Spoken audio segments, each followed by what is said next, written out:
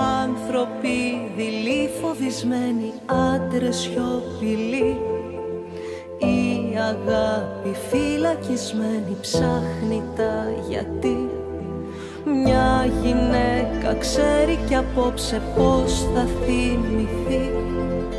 Κι όποιος την αλήθεια φοβάται θα τιμωρηθεί.